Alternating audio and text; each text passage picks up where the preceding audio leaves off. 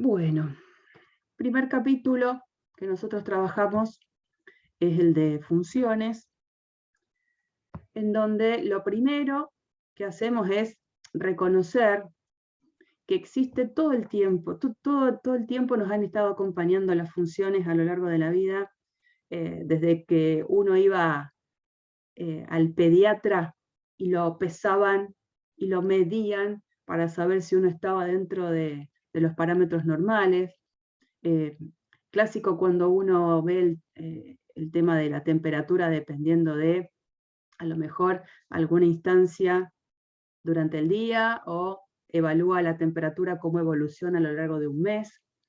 Y por supuesto, una instancia que a lo mejor ahora ya tanto no se ve, pero antes, cuando uno enviaba alguna encomienda, que así es como se llamaba, ahora Mercado Libre me trae las cosas y hay un monto y yo no sé cómo es que se calcula ese monto, pero antes uno iba con una encomienda, un paquetito, se los pesaba y en función del peso que tenía ese paquetito era lo que salía el envío del paquete. Entonces, bueno, uno puede hacerse como una tabla dependiendo del peso del paquete, cuánto es lo que sale el envío. Por supuesto, cuanto más pesado, más es el valor de ese peso. Es decir, estamos acostumbrados a ver que hay algunos valores que dependen de otros, ¿no? Algunas valoraciones que dependen de otras. Y eso de alguna manera es estar trabajando con lo que es una función. Ya en lo que es el mundo de la matemática, hablar de una función es hablar de una forma un poquito más concreta y precisa, en la que decimos justamente que una función es una regla que asigna a cada elemento de un conjunto D un único elemento de un conjunto E. Yo lo dije así, ¿no? Pero ¿qué es eso? Para hablar de una función yo voy a necesitar hablar de tres cosas. De un conjunto de partida, en el que va a estar ese conjunto formado por elementos, de un conjunto de llegada, que también va a estar conformado por elementos, y de una ley de asignación, una forma en la que a cada elemento del conjunto de partida le voy a asignar un único elemento en el conjunto de llegada, ¿no? Ese conjunto de partida, ¿cómo se lo llama?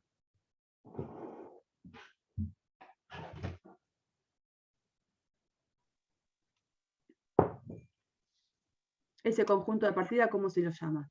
Dominio. Ley de la función. No.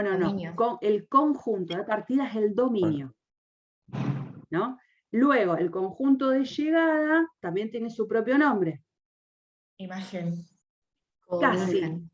Casi, no es la imagen. Es codominio. Es como el conjunto grande de llegada.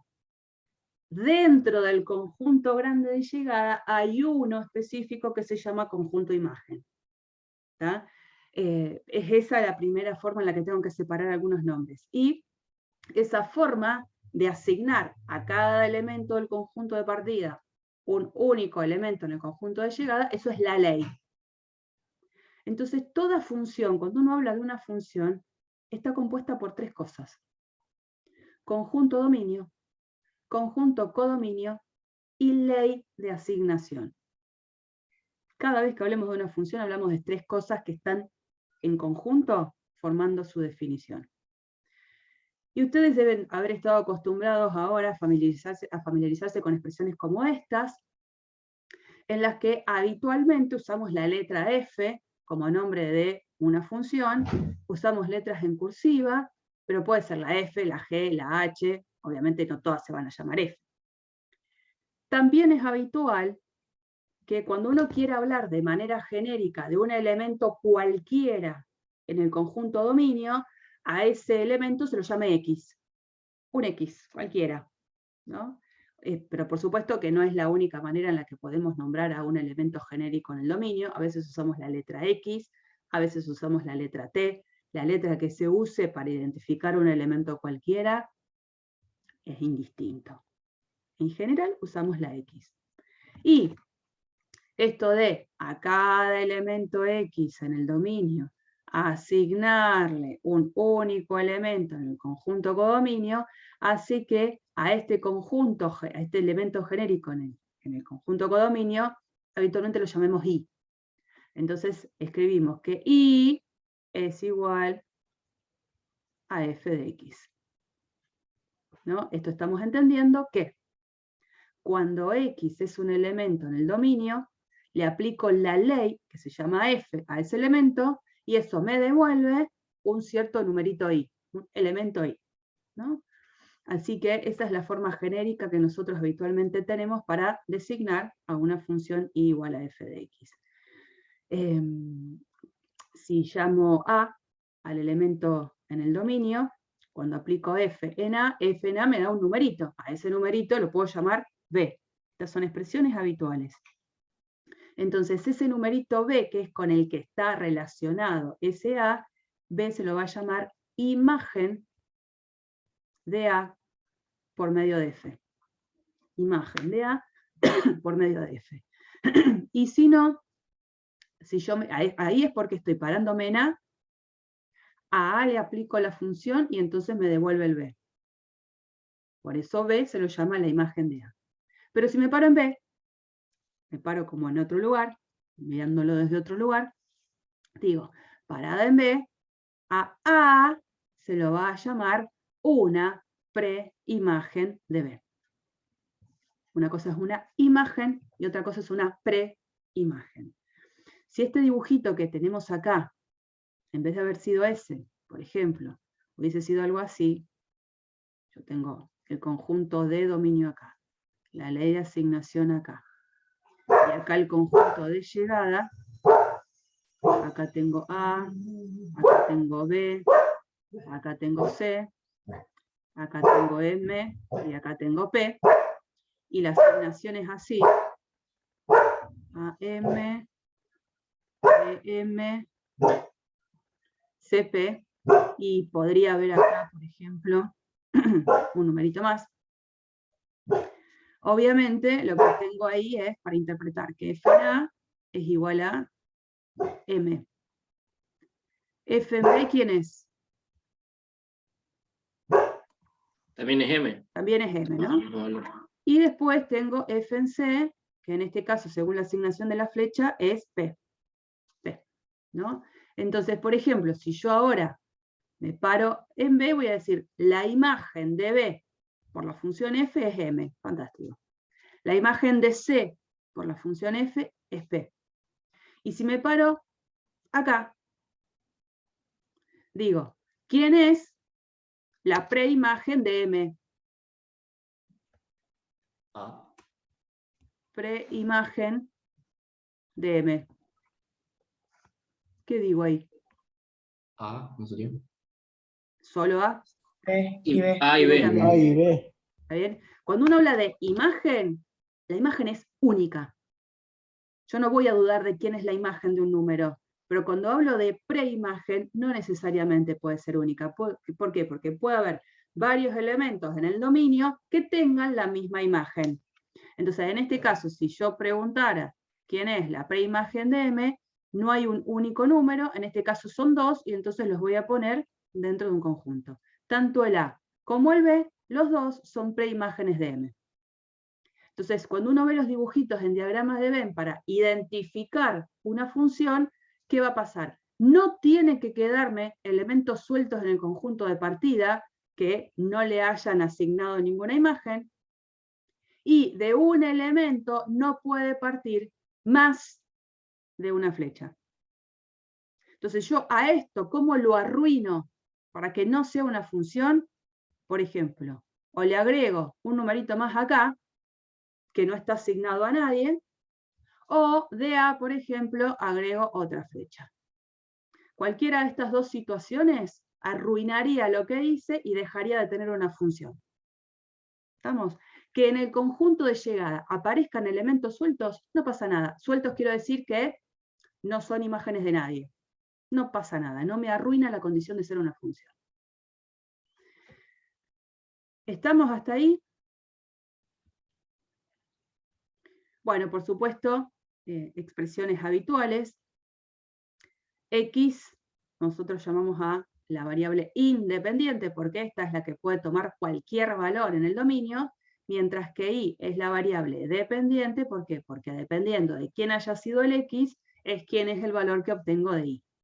Esa es variable dependiente. Expresiones todas comunes para nosotros.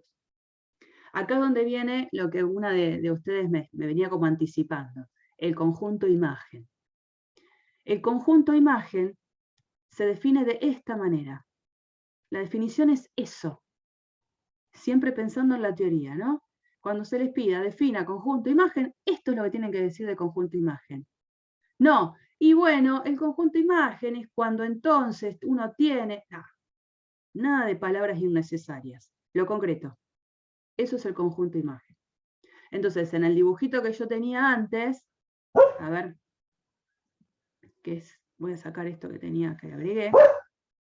En este dibujito, mi conjunto imagen estaría solo formado por estos dos puntitos, ¿no? El conjunto imagen, que habitualmente lo escribimos así, en una notación más pequeña, es el conjunto formado por M y P. Siempre como conjunto, el conjunto imagen va a estar contenido en el conjunto de llegada. A veces es igual, pero si no es igual es porque está contenido. No puede haber un elemento en el conjunto imagen que no haya estado en el conjunto de llegada. Eso es así, seguro.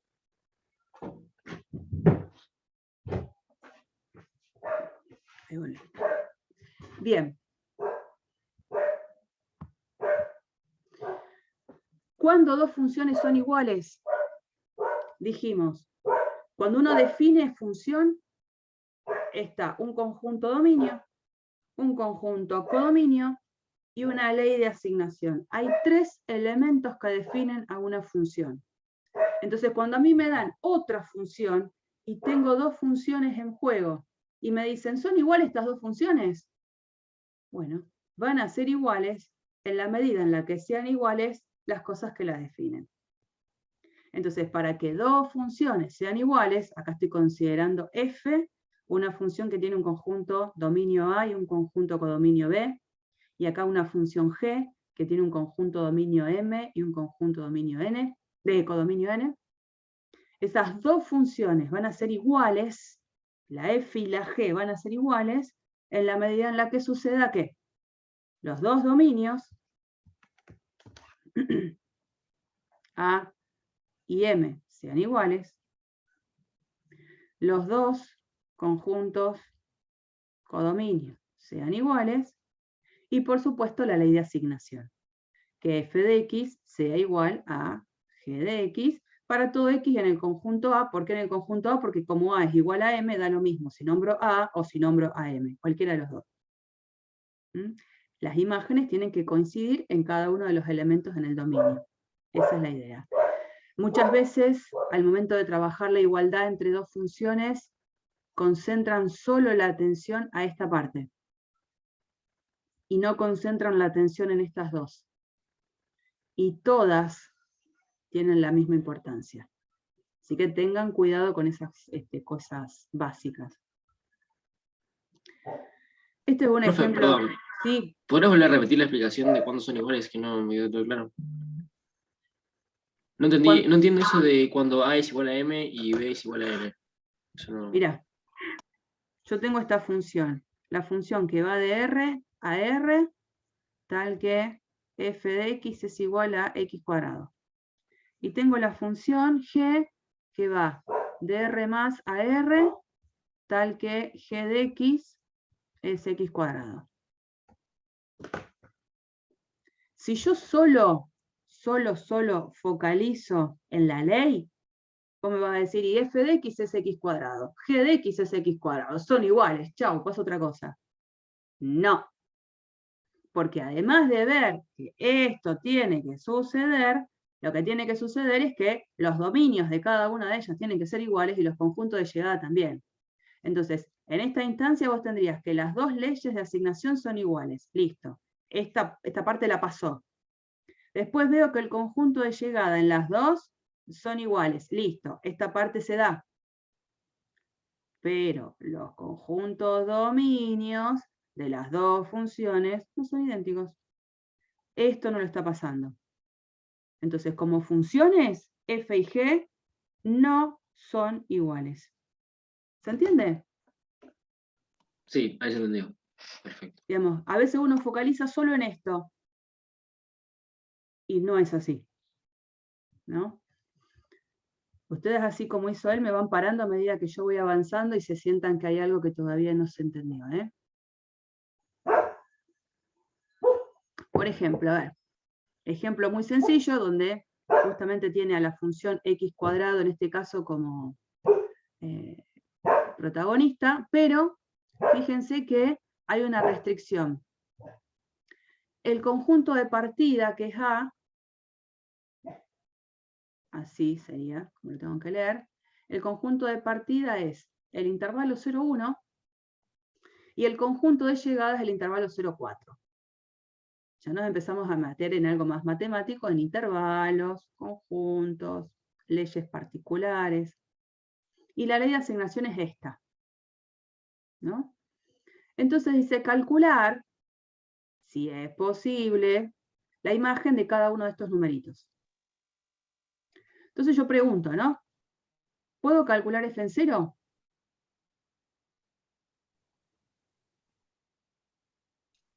Sí, Sí, sí puedes. ¿Y eso cuánto me va a dar a mí? 0. 0, porque hago 0 cuadrado, 0. ¿Puedo calcular f en un cuarto? También. Pero le va al cuadrado y también. Bien, entonces me queda 1 sobre 16. 4 al cuadrado, 16. Después, ¿puedo hacer f en raíz de 2 sobre 4? También se puede. Se puede. Acá es donde tengo que siempre, lo voy a hacer acá abajo. Recordar algunas cuestiones.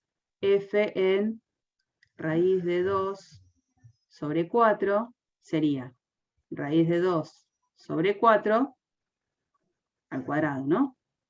Entonces el cuadrado, cuando lo tengo en una fracción, lo puedo distribuir tanto en el numerador como en el denominador. O sea, me quedaría la raíz de 2 al cuadrado sobre 4 al cuadrado. Si hago raíz de 2 al cuadrado, ¿qué me va a quedar? 2. 2. 4 al cuadrado, 16. 16. Y acá puedo simplificar, en definitiva, 1/8 es el resultado. ¿Puedo hacer f en 3 medios? Sí. No, no porque ya te sobrepasa el dominio, no sería. Bien, Es más que 1. exacto. Si bien puedo hacer la cuenta, 3 medios al cuadrado, porque no tendría absolutamente ningún problema, y en este caso esto no lo puedo hacer, porque no tengo que perder de vista que en este caso el ejemplo muy concretamente tenía un dominio especial. El dominio era solo el intervalo 0,1. Todo lo que quede por fuera del intervalo 0,1 no serían valores a los cuales esa función yo la puedo aplicar. ¿Estamos? Entonces hay que tener cuidado por eso. Estos ejercicios a propósito lo que hacen es focalizar la mirada de que cuando a mí me dicen un dominio es este, no me puedo salir de ahí. ¿Estamos? Así que f en 3 medios, en este caso no lo podría calcular porque 3 medios, que es 1,5, digamos, que excede al intervalo, no está en el dominio. Eso no lo puedo calcular. Tanto 0, 1/4, raíz de 2 sobre 4, los 3 eran numeritos que estaban dentro del intervalo 0,1. ¿Mm? Después dice, calcular si es posible la preimagen de cada uno de estos numeritos, de 1, de 1/3, de 2. ¿Qué pasa si yo quiero calcular, un poquito para acá, la preimagen de 2? ¿Qué es lo que tendría que hacer?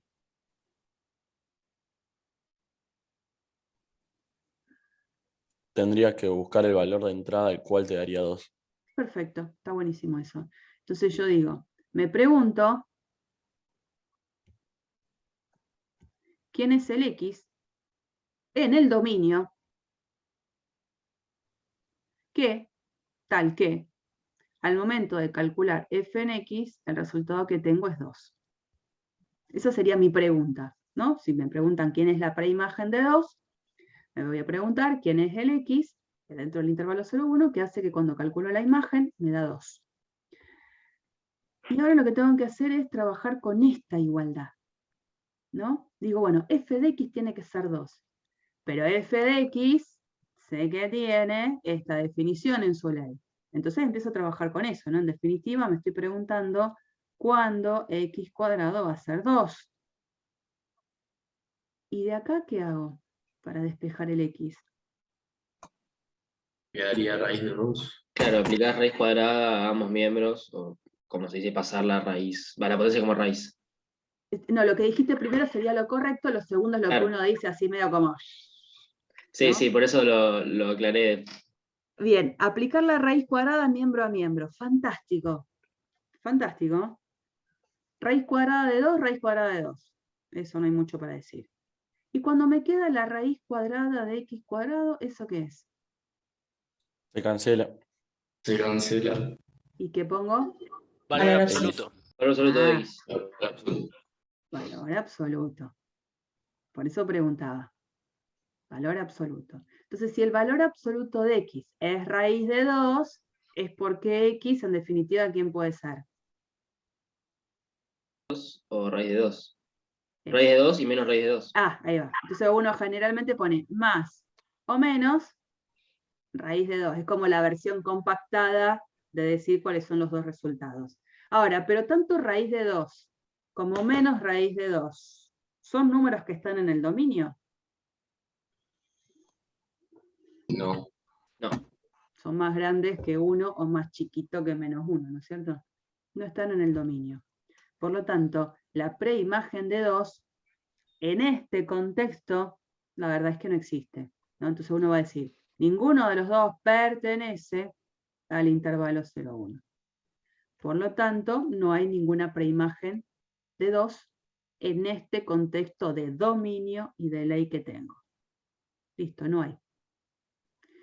Supongamos que hago lo mismo, por ejemplo, para 1. La preimagen que me pedían de 1, porque yo me fui para el último número, para 1. Me vuelvo a preguntar lo mismo. ¿Existe x en el intervalo 0,1 tal que f de x sea igual a este numerito? Entonces voy a hacer todo lo mismo que hice antes, ahora en vez de poner el 2, poniendo el 1. Entonces voy a decir, bueno, me estoy preguntando cuándo x cuadrado es igual a 1. ¿Qué hago entonces miembro a miembro? Aplico raíz. Bien, entonces del lado de la izquierda me va a quedar valor absoluto de x igual a la raíz de 1, y la raíz de 1 es 1. Eso quiere decir que x, ¿quién es? Más menos 1. Bien, Menos 1. más o menos 1. Ahora, de nuevo, estos valores de x, ¿están en el dominio de la función? Sí. Menos 1 no, 1 sí. Menos 1 no, 1 sí. Exacto. Entonces uno lo que va a decir es, x igual a 1 pertenece al intervalo 0,1, y ahí se termina. ¿Tá? Porque el menos 1 lo descarto. Habitualmente, lo que yo hago en el pizarrón, que agarro un fibrón, ahora tendría que, a ver si acá, para no perder tanto tiempo con esto. Pongamos ahí, cambio el color, digo, señalo este, porque es con el que me quedo. Porque el otro no. Esa es un poco la idea.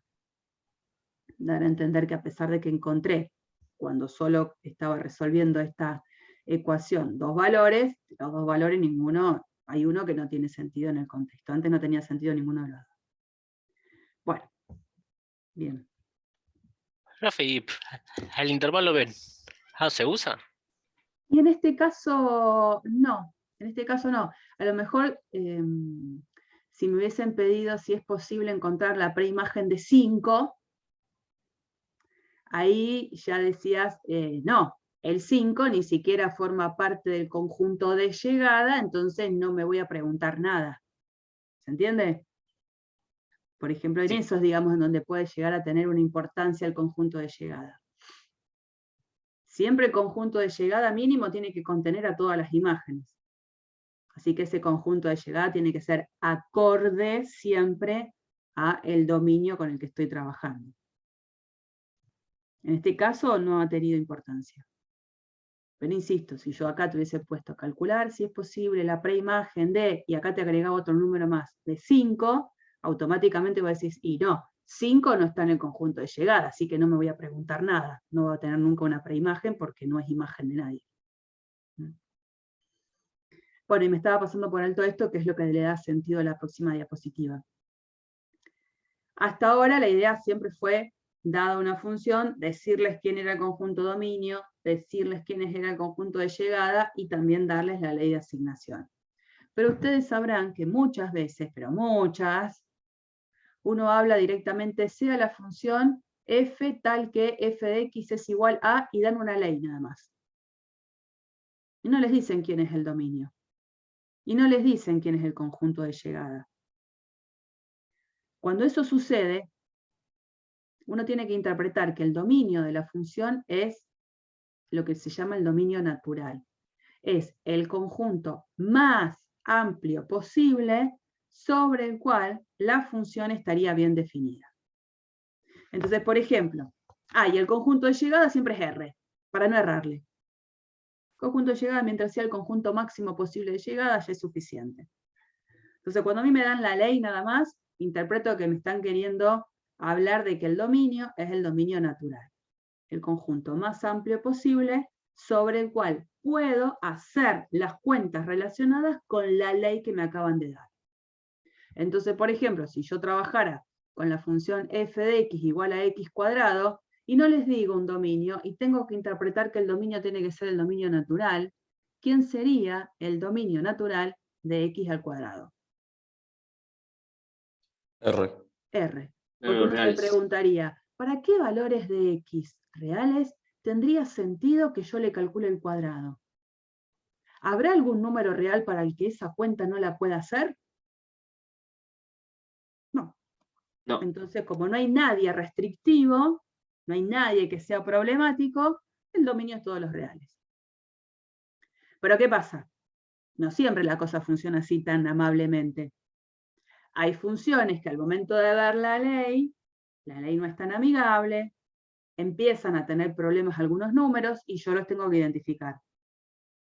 Y ahí viene la cuestión de la próxima diapositiva, que es en la que vamos a focalizar ahora, en la que acá se les pide, y ahí empiezan los primeros ejercicios de cuentitas de funciones, donde se les va a pedir encontrar el dominio natural de las siguientes funciones. Entonces, en principio uno trabaja con funciones como estas, que ustedes ya saben el nombre. ¿Cómo se llaman este tipo de funciones? Polinómica. Polinómica de grado 4. Polinómicas, nos quedamos ahí. Después, si queremos, le aportamos más de qué grado. Pero polinómica. Eso es lo que va a formar parte de la clase del lunes después.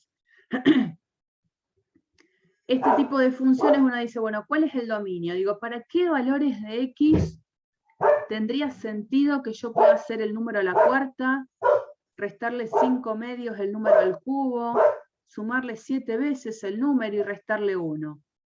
Entonces, claro, para todos tiene sentido. Porque a veces uno se pregunta al revés, ¿habrá algún número real para el que esto no lo pueda calcular? ¿No? Entonces, en este caso sencillo, inicial, el dominio de F1, sin demasiadas justificaciones, porque el tipo de función amerita, es R. Esta función F2,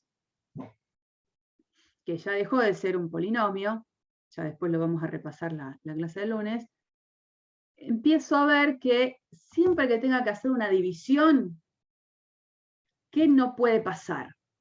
Que te quede 0 en el Que denominador. sea 0. El denominador se va a 0. Eso no puede pasar.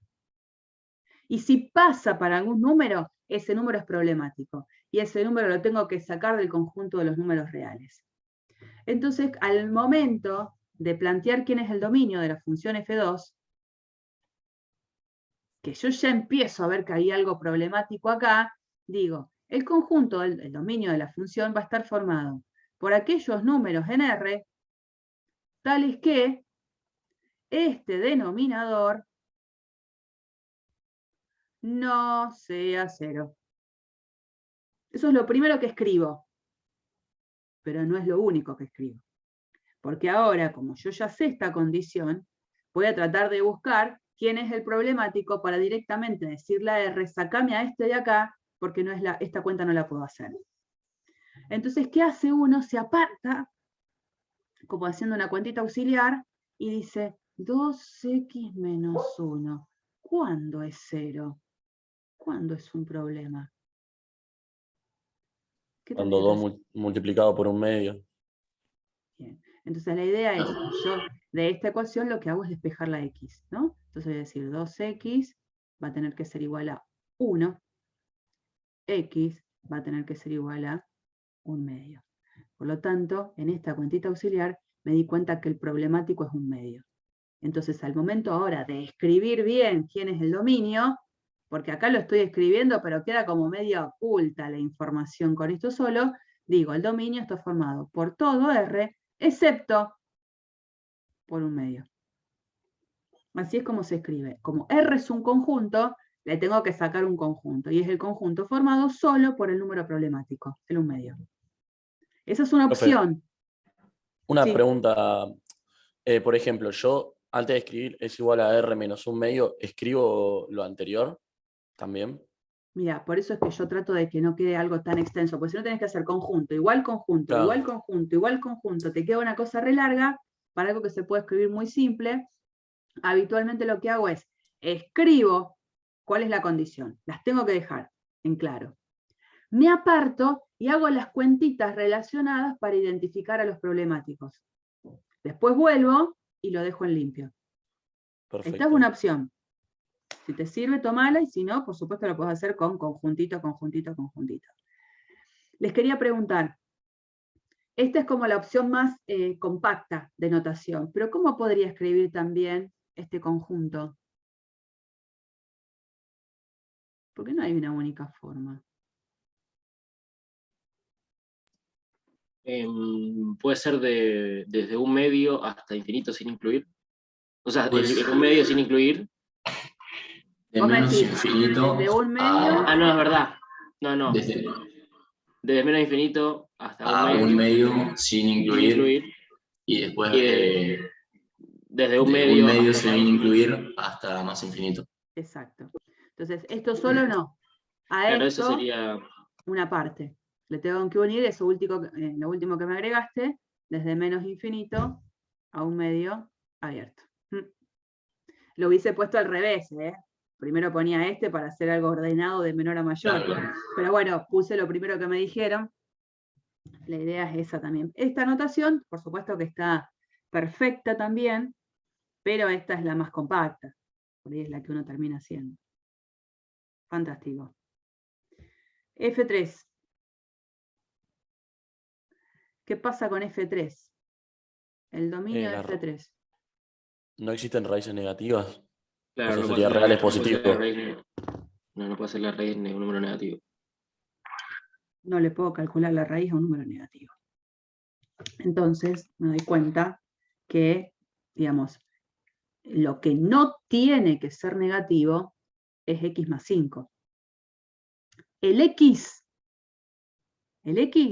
podría ser negativo. Por ejemplo, si x vale menos 1, la raíz cuadrada de menos 1 más 5 es la raíz cuadrada de 4. 2. ¿Tá? Entonces no confundamos, la x no puede ser negativa. No, a veces sí.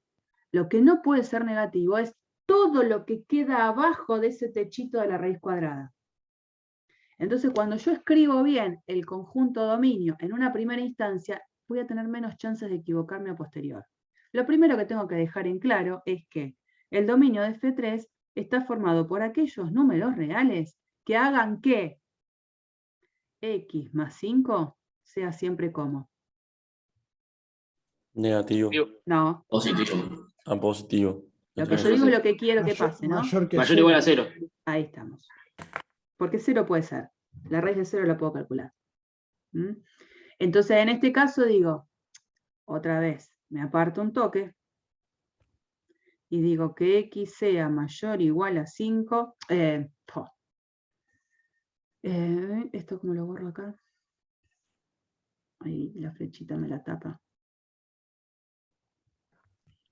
x más 5 mayor o igual a 0, trato de manejarme en un despeje de la x. X tiene que ser mayor o igual a menos 5.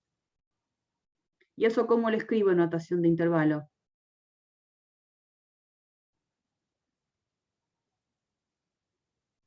Menos 5 sin incluir hasta infinito. No Menos sé si infinito 5, se pone incluido o no incluido. ahí vamos. ¿Por qué me decís que menos 5 sin incluir? Ah, no, perdón, menos 5 incluido. Incluido. Todo sería menos 6 sin incluir. Pero no, tampoco se pasa. Sí, menos 5 No, incluido. pues ya le decís, el tope está acá, menos 5. Claro, Y desde menos así 5 me incluido. voy hacia infinito. Hasta Y infinito. siempre lo que está relacionado con infinito o con menos infinito es con intervalo abierto, digamos. Un paréntesis. Ahí sí siempre va paréntesis. De menos infinito hacia adelante, tengo todos los números para los cuales estaría permitido realizar esta función. Si yo hago un cambio mínimo, voy a hacer una F3 estrellita, una relacionada con esta, que haga este cambio. 1 sobre la raíz de x más 5. Si hubiese sido esa función, lo que hice fue tomar el recíproco, lo di vuelta. ¿Cuál sería el dominio de esta función ahí, F3 estrellita? Reales positivos menos el menos 5. No, tampoco puede a 0. Tampoco puede a 0 la raíz. Pues si da 0, raíz de 0, 0 y está nula. Los reales tal que x más 5 sea mayor a 0. Más 5 sea mayor a... Los reales tal que x más 5 sea distinto a 0. ¿Cómo decís? Los reales tal que x más 5 sea distinto a 0. Porque el Perfecto. denominador no puede ser 0. ¿Y qué más? Por lo tanto, el dominio sería desde el menos 5 sin incluir hasta infinito. Eso. O sea, evidentemente cambia la ley de la función, no es la misma que la F3 anterior. Pero cuando la veo, si yo tengo que escribir el dominio de la F3 estrellita, dirías el conjunto de todos los números reales para los cuales x más 5 tiene que ser mayor o igual a 0 porque obviamente tengo que poder calcular una raíz cuadrada. Eso no hay ningún tipo de discusión. Pero a la vez, esa raíz cuadrada está en un denominador. Así que tengo que pedir, en este caso, que x más 5 sea estrictamente mayor que 0. Porque pido Y las vos dos podrías, cosas. Sí. perdón, vos podrías escribir lo que está dentro de la raíz y hacer otra como condición y poner raíz de x más 5 sea distinto de 0 también, o con eso ya te alcanzaría. Podría escribir eso que vos decís, pero lo estoy diciendo de nuevo. Porque yo aclarando esto solo, estoy diciendo todo lo que necesito. Porque Claro. si yo pongo mayor o igual a 0 acá, ponele, estaría solo focalizando en mirar que tengo una raíz cuadrada. Miré solo eso, raíz cuadrada de x más 5. Cuando Claro, después, y en ese caso podrías hacer la aclaración de la raíz. Sí. Si hago eso, porque vi solo esa raíz, después tengo que mirar un poco más y decir, pero está en un denominador. Entonces tendría que aclarar, acá, digamos, tendría que aclarar, esto es lo que tiene, bueno, no, voy a estar mucho tiempo escribiéndolo. Tendría que aclarar coma, esta coma, y la raíz de x más 5 tiene que ser distinto de 0. Todo eso tendría que escribir. Entonces digo, si miro solo la raíz cuadrada, x más 5 es mayor o igual a 0. Pero cuando ahora me doy cuenta que la raíz también está en un denominador, le aclaro que la raíz tampoco puede ser 0. Si directamente pongo lo que yo les ponía inicialmente, que x más 5 tiene que ser mayor estricto que 0, con eso abarco todo y evito escribir estas dos cosas. En definitiva, ¿cuál sería el dominio de esta función nueva, F3 estrellita? El que decía nuestro compañero, menos 5 abierto a infinito. ¿Está? Dominio de F4.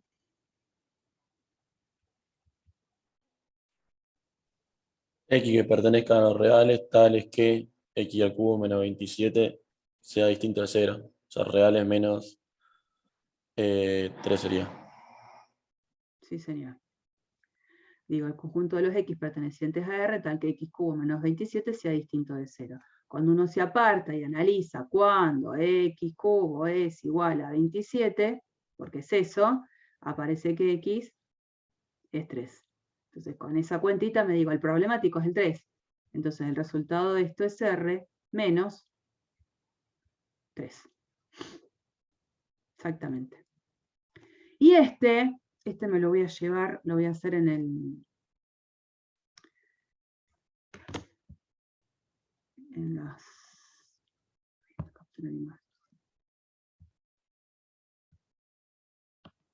Se pone re lento si lo voy.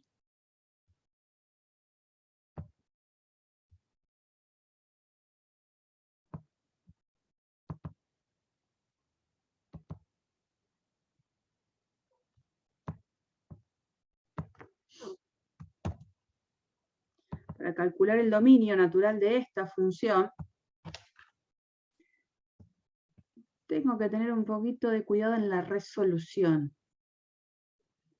El dominio de F5, diríamos, es el conjunto de los X pertenecientes a R, tal que... Eviten que la función sea menor a 0. 2 sea mayor a 0. Bien, más X menos 2 tiene que ser, perdón. Mayor o igual a 0. Ahí está. Mayor o igual a 0. Bien. Cuando uno quiere resolver esta inecuación, donde está relacionada con algo ya de segundo grado, tengo que tener un poquito de cuidado. Al resolverlo, yo voy a decir x cuadrado más x menos 2 mayor o igual a 0. ¿Qué tenía que hacer yo en esta instancia?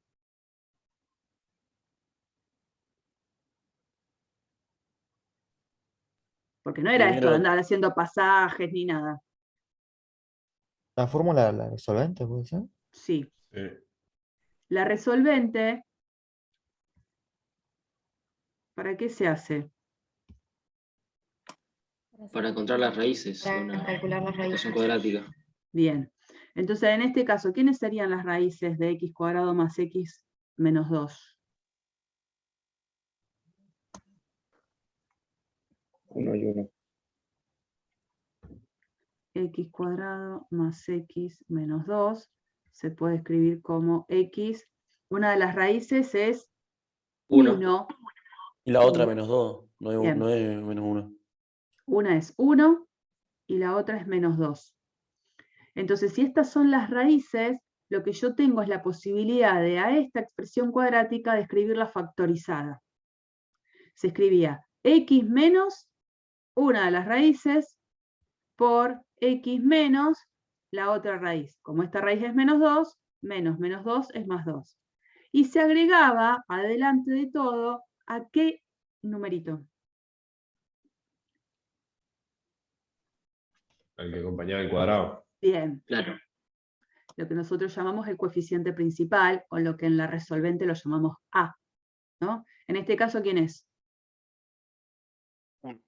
1. Entonces, por eso ustedes como que acá no van a ver que uno lo agrega, pero si acá hubiese sido 3x cuadrado, no sé cuánto, tengo que poner el 3 acá adelante. Y si me lo olvido, está mal. Así que tengan cuidado con esas cuestiones que tienen que ver con casos de factoreo, factorización, que ya las habrán visto en su momento. Entonces uno va a decir, bueno, en definitiva, lo que quiero es resolver cuando x menos 1 por x más 2 es mayor o igual que 0. ¿Y ahí qué hacíamos?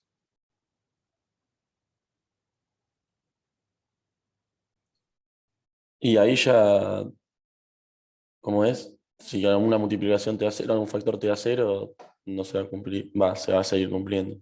No. Pero tampoco te puede ganar. No. Ahí, ¿para qué hice esto de factorizarlo? Porque uno dice, ¿qué? ¿Tengo que hacer siempre eso? No, depende, según qué quiera hacer a posterior, me conviene o no me conviene factorizar el polinomio. En este caso, a esto que era un polinomio, necesitaba factorizarlo, ¿por qué? porque mirarlo como producto de dos expresiones hace que yo pueda seguir adelante en una forma de resolver esta inecuación. A mí me está diciendo que tengo que encontrar para qué valores de x el producto de estas dos expresiones es mayor o igual que 0. Y yo pregunto, para que el producto de dos números sea mayor o igual que 0, esos dos números, ¿cómo van a tener que ser? En signo. Real. En Positivo. signo. O Negativo ambos.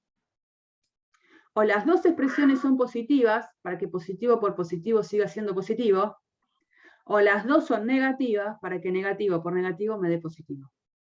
Entonces, para esto sirve el haber factorizado la expresión polinómica que tenía acá. De acá saco dos flechitas donde voy a decir, para que esto se cumpla, tienen que pasar dos cosas. O x más 1 es mayor o igual a 0, y a la vez x más 2 es mayor o igual a 0, y como estoy pidiendo las dos cosas a la vez, aparece una llave que indica que hay un sistemita donde las dos cosas se tienen que dar por simultáneo. O hay otra posibilidad, que sería que x más 1 tiene que ser menor o igual a 0, y x más 2 menor o igual a 0. Son esas dos opciones, o los dos mayores o iguales que 0 simultáneamente, o los dos menores o iguales que 0 simultáneamente. Profe, es x menos 1, no sé si lo cambié a propósito el signo. No, lo cambié sin querer. Sí, gracias. Es menos. Gracias. Profe, Sí. ¿podemos volver a la otra página? Porque le quería sacar una foto a los ejercicios. Yo eso te lo paso todo, va a quedar todo filmado igualmente. Esto. Ah, listo, está bien. Sacale captura si querés. Ahí está, muchas gracias. ¿Listo? Bueno. Entonces vengo acá. Profe, una pregunta. Sí. Entonces, siempre que tengamos que calcular las raíces, ¿siempre se van a dar estos dos casos? No, pará. Es como que estamos mezclando todo. En este caso era un polinomio de grado 2 y sabemos con la resolvente calcularle las raíces de una manera exacta, sin problemas. Y en este caso tenía dos raíces reales distintas, ¿no? Y en este caso tenía un mayor igual. ¿Qué pasa si hubiese sido un menor igual? ¿Qué hubiese pasado si era menor igual? El signo tendría que ser negativo. Claro, Signo del tendría que cambiar el resultado. signo. Podría ser más menos o menos más. Eso. Ahí vamos. Si acá hubiese sido un menor igual a 0, la idea es que los dos tienen que tener signos distintos. Entonces, cuando uno tiene un signo positivo, el otro tiene negativo, y la otra es cambiar los roles. ¿No? ¿Se entendió eso o no? Si acá hubiese puesto menor igual a 0, que bueno, no es el caso, pero si hubiese sido menor igual a 0, acá los dos tienen que tener signos contrarios. Entonces, si a este le dejo el mayor igual a 0, a este le voy a poner el menor igual a 0, y acá cambio los roles. Este menor igual a 0 y este mayor igual a 0. Y ahí sale, por supuesto, lo que todavía no resolvimos, que es esto como continúa. Bueno, ahora es como que tengo una barrera ahí, donde cada uno va a tener su propia solución. Como esto es un sistema, las dos cosas se tienen que dar por simultáneo, este sistema lo voy a ir transformando a uno más fácil de resolver. Entonces acá, que x menos 1 sea mayor o igual a 0, es básicamente pedir que x sea mayor o igual que 1. Que x más 2 sea mayor o igual a 0, es básicamente pedir que x tiene que ser mayor o igual a menos 2. Y para resolver esto, hay una forma que a mí me parece que funciona bien, que es hacer una representación en la recta real para ver bien la resolución. No va a ser problemática en este caso, pero ¿qué haría? Voy a hacer dos ejes, uno debajo del otro, donde voy a poner al origen a los dos, uno debajo del otro también, y en una de las rectas, en uno de los ejes, voy a pintar aquellos numeritos que cumplan la primera condición, de que x sea mayor o igual a 1. Entonces, ¿qué voy a hacer? Me voy a parar en uno acá, y si quiero quedarme con todos los numeritos que sean mayores o iguales que 1, ¿qué hago? Me quedo con él y voy hacia la derecha. Todos los que están a la derecha de él van a ser numeritos que cumplen esta condición. Si ahora hago lo mismo con la otra condición, x mayor o igual a menos 2, voy a representarlo en el eje que hice abajo, a los x que cumplen esta condición. Entonces me voy a parar en menos 2, que andará por acá, y voy a decir, quiero escribir o representar a todos los numeritos mayores o iguales que menos 2, a él lo tomo, y me quedo con todos los que están a la derecha de él, ¿no? Todos los que están acá. Como acá estoy planteando un sistema, quiere decir que las dos condiciones se tienen que dar a la vez, gráficamente acá, ¿qué es lo que hago? Solapo las dos gráficas y me fijo en qué parte quedan los dos colores juntos, en qué parte se da una intersección. Entonces digo, bueno, si yo solapo estas dos gráficas, digo, ¿qué parte queda pintada con los dos colores? X mayor o igual a 1. Sí, señor. Entonces lo que voy a decir es que en esta parte, la resolución que tengo es que me quedo con los numeritos que van desde 1 a infinito. ¿Mm? Lo mismo, ahora lo hago con este otro sistema. Entonces acá primero paso por la instancia que todavía no había pasado, que es la de dejar la x bien como despejada en esa desigualdad. Que x menos 1 sea menor o igual a 0 es que x sea menor o igual a 1, y que x más 2 sea menor o igual a 0 es que x sea menor o igual a menos 2. Y creo que hasta el mismo dibujito que tenemos acá nos puede servir. Que x sea menor o igual a 1, básicamente es quedarme con todos estos que quedaban acá, sin pintar antes. Y que x sea menor o igual a menos 2, sería quedarme en el dibujito de abajo con todos los que habían quedado sin pintar acá abajo, incluido el menos 2. Ahora, solapo las dos gráficas y quiero ver qué parte quedó sombreada con los dos colorcitos negros a la vez. ¿Con qué me quedo? Con el menos 2. Menos 2. Infinito. Menos infinito. Desde menos infinito hasta Claro, menos 2. O sea que desde menos infinito hasta menos 2 incluido. Y como esto es un O, era esto o esto, cuando hay un O, ¿cómo lo voy a interpretar al momento de presentarlo como un conjunto? Como una unión. Con una unión. Entonces la idea es que ahora, cuando yo quiero escribir quiénes vienen conjunto dominio de F5, después de haber hecho todas estas cuentas, voy a decir que es la unión de estos dos conjuntos. Y la idea es presentarlo, ay, no sé por qué acá puse esto así, esto es abierto. Así. Siempre el infinito y el menos infinito es con paréntesis. Y ahora pongo la unión de los dos, y lo que mantengo es un orden, como de menor a mayor. Entonces el primero que presento es este, unión, este. Si alguien lo escribe al revés, pone este primero, unión el segundo, no es que está mal. Está uniendo dos conjuntos, así que no pasa nada. Pero es común que uno tome esa condición de continuidad desde el menor hasta el mayor. Así que acá tengo el dominio de esa función, que fue un poco la más problemática. ¿Por qué abordo siempre un ejercicio como este? Porque quiero que se entienda cómo se resuelve, que la mayoría no sabe para dónde ir cuando aparece una cuestión así. Factorizar en este caso el polinomio y preguntarme de qué manera el producto de dos números va a ser mayor o igual a 0. En este caso fue eso. Los dos positivos o los dos negativos. ¿Habían hecho resoluciones de ejercicios como estos? No. Sí, yo he hecho. Bueno. Capaz resolución no, sino que directamente te decían, por ejemplo, raíz de x siempre es real y positivo, entonces vos ponías real y positivo y después terminaba estando mal.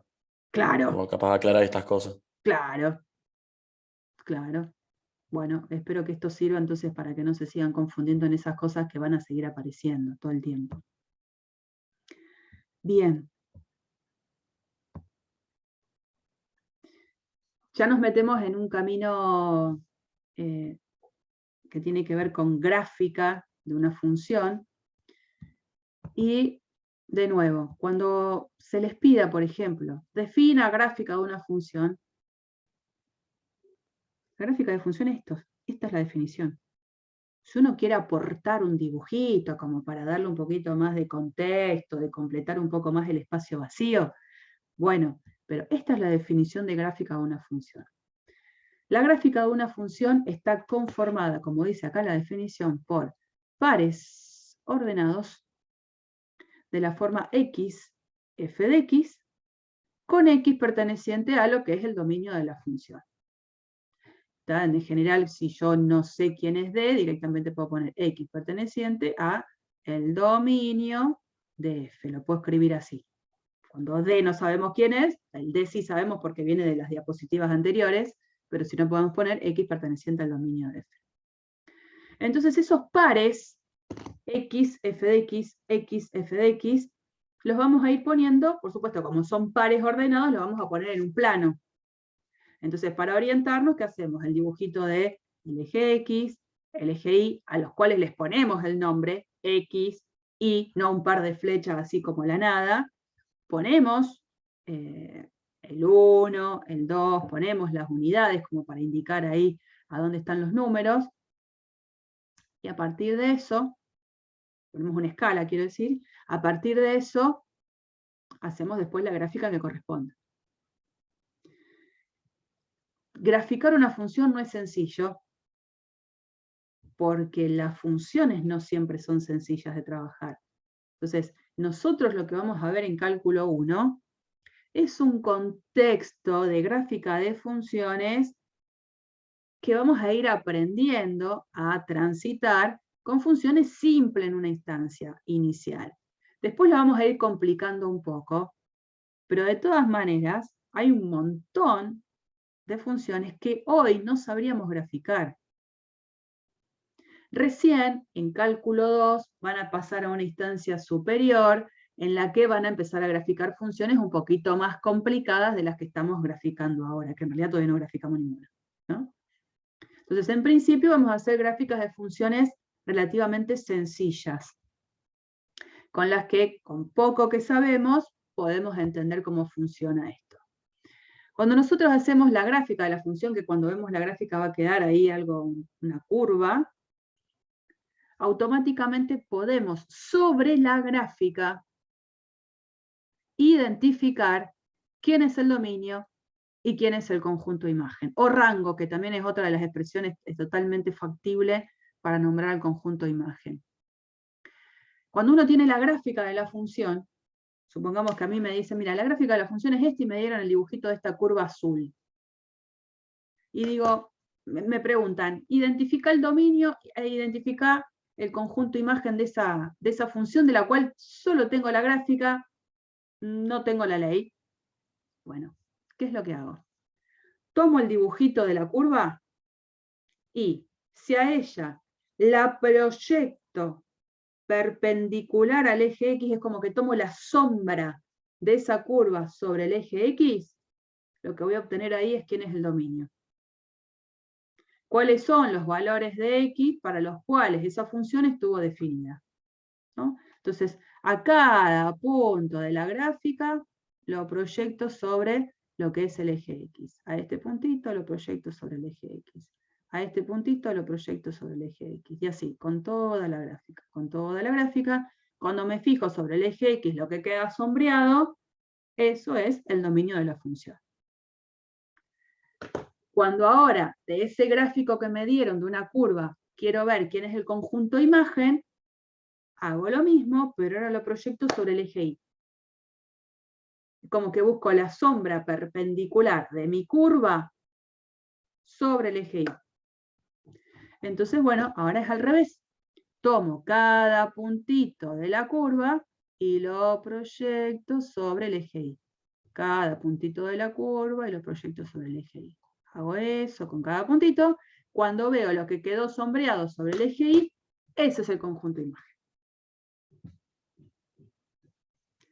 Relativamente sencillo con una gráfica. A veces es más complicado cuando uno tiene que hacer la gráfica y de la gráfica de uno tiene que calcular la imagen. Por supuesto, pasa por esa instancia previa de tener que graficar. Pero bueno, ya lo vamos a hacer. Muchas veces van a tener ustedes en la práctica ejercicios donde van a tener dibujitos de curvas, como estas, y les van a pedir que digan si la curva graficada puede ser vista como la gráfica de una función. Entonces uno cuando mira así, dice, evidentemente, lo que yo tengo que saber es que, por definición de función, un elemento en el dominio no puede tener dos imágenes distintas. Entonces aparece lo que se llama la prueba de la recta vertical, que dice lo siguiente. Si yo tengo una curva en el plano XY, esa curva va a poder ser vista como la gráfica de una función si, y solo si, no hay alguna recta vertical que corte a la curva más de una vez. Dicho de otra manera, toda recta vertical corta la gráfica de esa curva, a lo sumo, una vez. Desde el momento en que encuentro una recta vertical que a la gráfica de esa curva que tengo la intersecta, la encuentra, la corta más de una vez, chau, esa gráfica será muy linda como curva, pero no puede ser vista como la gráfica de una función. ¿Estamos de acuerdo? Entonces, en estos tres dibujitos, por supuesto, esta curvita dibujada acá, me doy cuenta que cada vez que hago una recta vertical, esa recta vertical cruza a lo sumo una vez a la gráfica de la función. Cuando digo a lo sumo, es porque si a lo mejor a mí se me ocurre hacer esta recta vertical, no corta la gráfica porque la gráfica está bien acotada, tiene un principio, tiene un fin, bueno, esa no la corta, pero si la corta, a lo sumo la corta una vez. Esta obviamente no es la gráfica de ninguna función, es muy linda circunferencia centrada en el origen, pero no puede ser vista como la gráfica de una función. No pasa la prueba de la recta vertical. Y como lo indico, con que haga un dibujo de una recta vertical que a la gráfica de esa curva la corta más de una vez, es suficiente para decir que esa curva no es la gráfica de ninguna función. Y lo mismo pasa acá. En este caso, para esta curva, por ejemplo, yo hago la gráfica de esta recta vertical y la cortó una vez. Qué bueno, pero hago esta y veo que la corta 3 veces. Desde el momento en que encontré una recta vertical que tiene un problema porque corta más de una vez a la gráfica, se cortó ahí y eso no va a ser la gráfica de ninguna función. Sigo. Les comparto acá algunas gráficas que son como clásicas de funciones que vamos a ir trabajando a lo largo de todo el cuatrimestre, que nos van a acompañar todo el tiempo. La función f de x igual a x, la función cuadrática x cuadrado, la función x cubo, la función raíz cuadrada, la función valor absoluto, la función 1 sobre x, la función seno, la función coseno. Por supuesto que esto es algo que lo vamos a ir viendo más detalladamente en las próximas clases, pero ustedes teniendo el GeoGebra, que lo pueden tener en la compu, lo pueden tener en la versión, en la aplicación en el celular, la aplicación en el celular funciona muy bien, ustedes van poniendo f de x igual x al cuadrado o al cubo, y la gráfica la tienen, digamos, van a ir poniendo diferentes gráficas. No le van a poder poner el mismo nombre, por supuesto, f de x igual a x al cuadrado que quería poner antes, ahí la tienen, pueden ir ocultando la que quieran, dejando visible la que quieran, ¿no? Y uno puede ir acercándose o alejándose tanto como quiera. Entonces esa es la idea de que puedan tener también el GeoGebra como apoyo al momento de hacer las gráficas, porque va a ser un aliado. Yo entiendo que en un parcial no lo van a poder usar, pero al menos para estudiar, esta visualización rápida, realmente hay que usarla. Acostúmbrense si pueden, porque más adelante va a ser de más ayuda sobre todo. ¿Ustedes usan el GeoGebra? Más para verificar, pero sí. Sí, no, Sí, no. sí, lo uso. Está bueno eso, como lo hago primero yo, y cuando se me quemaron los papeles, es como si cuando uno va y busca el solucionario de un libro, ¿no? Bueno, buscamos el GeoGebra y que nos dé una herramienta más de, sobre todo eso, de visualización. Ustedes como que están en una época en la que es imposible imaginarse que no existiera todo esto de la visualización. Pero, por ejemplo, en la época que estudié yo, no teníamos nada de esto. Había que mirar los libros y libros y libros, y no es que estoy hablando de la prehistoria. No existía esto, el que tenía la calculadora que hacía las gráficas era tremendo. Ese sí que tenía toda la plata, decíamos nosotros. Pero bueno, no existían a la mano estas cosas, así que aprovechenlas, que por eso están. Bueno, otra de las cosas que se les puede pedir, por ejemplo, ya pensando en un parcial, es que cuando ustedes hagan la gráfica de una función, se les pida encontrar las intersecciones con los ejes, ¿no? Entonces, por ejemplo, en esta gráfica está bien visualizada la intersección con el eje Y. El eje Y es, por supuesto, un punto de la forma 0, f en 0. No hay otra forma. Si el 0 no formara parte del dominio de la función, por supuesto, la gráfica de esa función no va a cortar al eje Y.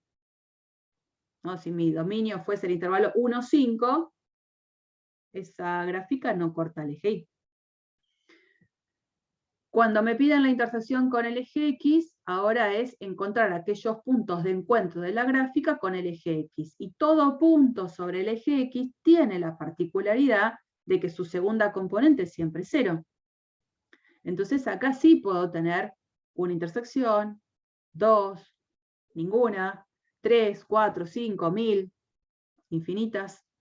Acá sí puedo tener un contexto bastante más amplio al momento de buscar la intersección de la gráfica con el eje X, ¿no? Entonces, mientras en la intersección del eje Y lo que pasa o lo que me importa es evaluar f en 0, acá, en la intersección con el eje X, lo que me estoy preguntando es cuál es el valor de X para el cual f de X me da el valor 0 como resultado de la imagen, ¿no? Ahí el 0 participan los dos, pero en contextos distintos.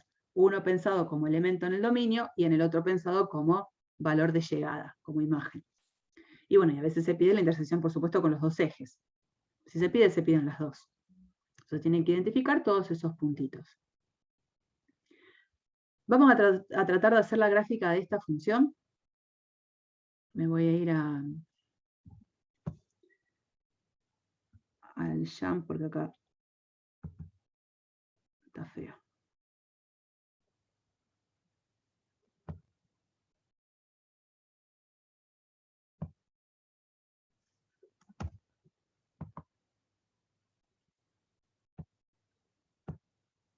Bueno, quiero hacer la gráfica de esa función.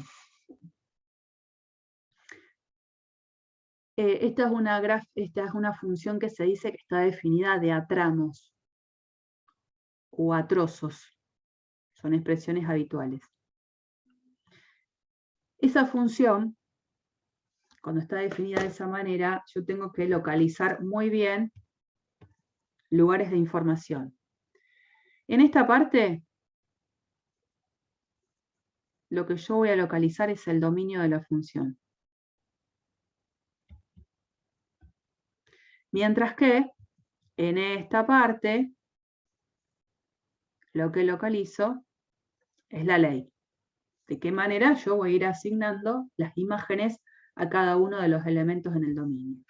Entonces, cuando me fijo acá ahora, en el dominio, que es lo primero que tengo que ver de una función, veo detalladamente.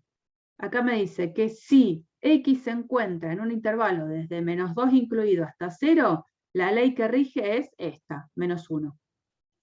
Si X se encuentra en el intervalo que va desde 0 incluido a 1, la ley que rige es esta, la lineal, 3x más 2, y si X es mayor o igual a 1, la ley que rige es 1 sobre X. Eso es lo que tengo que leer, ¿no? En columnas identifico en qué parte estoy, dominio y ley, y por filas voy identificando cómo va funcionando esta función de acuerdo a en qué parte del dominio estoy parada. Acá identifico entonces que estoy parada en el intervalo -2, 0 abierto. Acá identifico que estoy en el intervalo 0 incluido, 1 abierto. Acá identifico que estoy en el intervalo que va desde 1 a infinito. Cuando quiero dar el dominio, lo que tengo que hacer es unir todos esos conjuntos. Cuando yo uno este conjunto con este y este con este, me doy cuenta que el dominio de la función en definitiva, ¿quién es? Menos 2 incluido a infinito. Directamente. De menos 2 a infinito. Ahí está. Menos 2 a infinito. Eso es. Eso es. ¿Mm? Y bueno, ahora el tema de la ley, por supuesto, como hay 3 leyes distintas, tengo que atenerme a hacer la gráfica en función de las leyes que existen. Pero en principio, cuando ahora yo haga la gráfica de la función, lo que yo ya sé es que, mira acá, voy a venir acá, acá, eje X, eje Y, tengo que poner una escala, 1, 2, 3, lo mismo acá, 1, 2, lo mismo acá, menos 1, menos 2, menos 1, menos 2. Después veo si el dibujito me queda medio chico, muy extenso, bueno, eso es algo que en principio muy bien no sé hasta que no empiezo a hacer las gráficas, ¿no? Bueno, ¿qué es lo que me dice acá? Me dice que cuando yo estoy restringida a estar trabajando en el intervalo menos 2 cerrado, 0 abierto, la gráfica de la función se corresponde con aquella en la que la ley es siempre menos 1. La imagen siempre va a ser menos 1 para todos los numeritos que están acá. Es lo que nosotros llamaríamos una función constante. ¿Y cómo hacemos la gráfica de una función constante? Una línea horizontal recta. Sí. Una recta. Exacto, es una recta, pero no cualquier recta, una recta horizontal, a la altura de este valor de y. En este caso es menos 1. Pero esa recta horizontal solo la tengo que hacer en este sector en el cual tiene sentido, desde menos 2 hasta 0. Entonces voy a venir, voy a hacer la gráfica, sí, voy a venir acá. Desde menos 2, acá, ¿no? Hasta 0. Ahí hago esa línea horizontal. Pero tengo que tener cuidado, ¿no? Ahí está, el menos 2 sí incluido y el 0 no. ¿Eso yo cómo lo llevo a la gráfica de la función? Con unos Con puntos, un punto abierto. o sea, un punto, claro, relleno y otro abierto. Sí, espérate que estoy haciendo macana. Esto quería hacer. Quiero sacar esa línea que puse ahí. Ahí.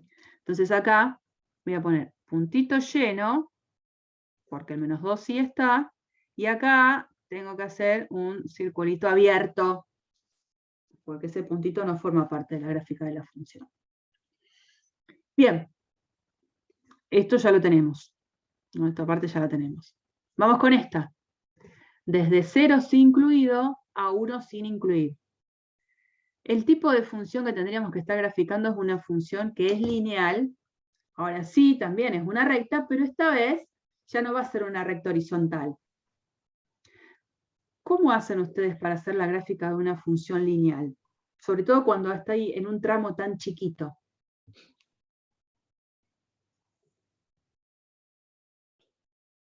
O voy probando los valores, por ejemplo, en este caso dominio, evalúo la función en cero y lo que me da ahí lo voy graficando, o sea, voy poniendo los puntos y después lo Claro, vas buscando los puntos. Claro, vas reemplazando la X por lo que puede estar dentro del dominio. Bueno, si son pero pocos valores, si son muchos no conviene. yo estoy trabajando en el intervalo 0 abierto, 0 cerrado, 1 abierto. La cantidad de valores que hay entre 0 y 1, ¿cuánto es? ¿Cuántos números tengo entre 0 y 1? Se puede decir que infinitos también. Se puede decir que infinitos. Entonces, no voy a andar haciendo una tabla de infinitos números. Ustedes saben que la tabla de valores la empezamos a usar a lo mejor primera, segunda clase y después la desterramos de nuestra vida. No existe más la tabla de valores. Si uno hace una tabla de valores que quede como incógnito, ¿cierto? Pero no, ya la tabla no es más una justificación de nada. La forma de poder hacer la gráfica de una función lineal, sobre todo cuando está acotada en un intervalo bien concreto, sería la siguiente. Como sé que es lineal, y la gráfica es una recta, nosotros sabemos que por 2 puntos pasa una única recta. Entonces, me parece que lo estratégico sería evaluar esta función en 0, evaluar esta función en 1, a pesar de que en 1 no estaría esa ley permitida, hacer el puntito pintadito, hacer el puntito abierto como corresponde, y como son 2 puntos, hacemos el trazo de la línea y ya tendríamos la gráfica de la función. Entonces, ¿qué es lo que voy a hacer? Evalúo f en 0, ¿no? Sería como esa tablita interna. F en 0. ¿Cuánto vale f en 0? 2. 2. Entonces ese puntito lo voy a marcar bien ahí. En 0 vale 2. ¿Cuánto valdría la función en 1 si esta fuese la ley que le corresponde? Ahí 5. 5. Entonces, bueno, acá me quedó medio corto el dibujito, que es lo que les decía. Voy a tener que subir un poquito más. A lo mejor lo voy a achicar un toque para que no me quede tan arriba.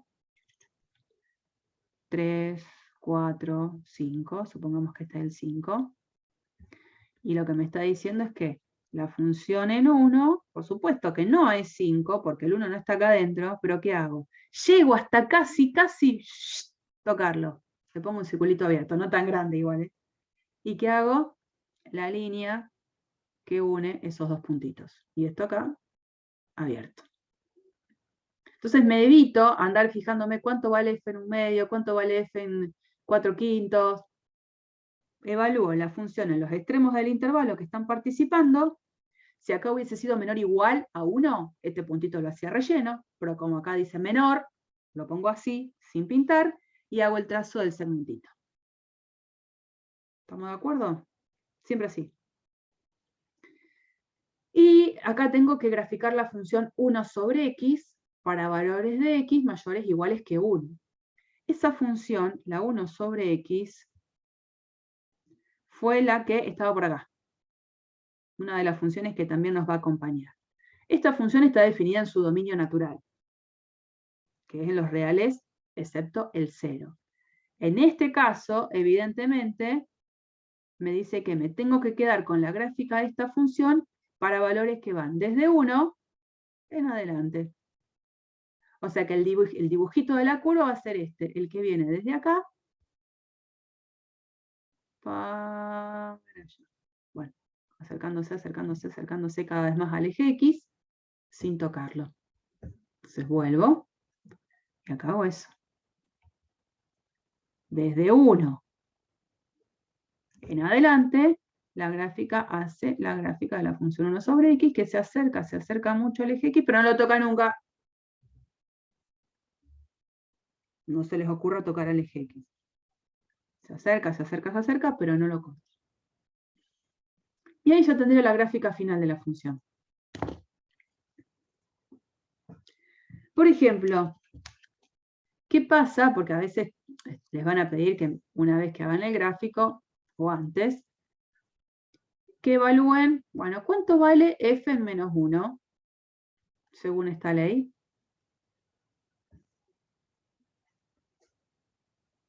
¿Qué hago para saber cuánto es f en menos 1? Primero busco en qué parte está de la función y después me fijo qué resultado me obtiene, qué resultado me da. Bien, bien, eso está entendido. La idea es, primero tengo que fijarme en el dominio, en qué parte del dominio está el menos 1. El menos 1, veo, está acá, en esta primera parte. Entonces me fijo acá qué ley le corresponde. Bueno, f menos 1 es menos 1. F en menos 1/2. ¿En qué parte está? ¿En la primera, en la segunda o en la tercera del dominio? Sí, en la primera. Sigue en la primera. Entonces, como menos 1/2 está dentro de este intervalo, la función en menos 1/2, otra vez menos 1. ¿Qué pasa si hago f en 1/2? Ya está en la segunda.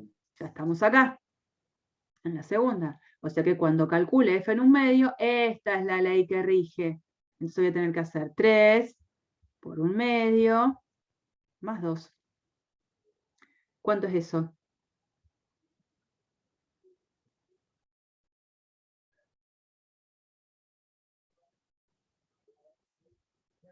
¿Cuánto es eso?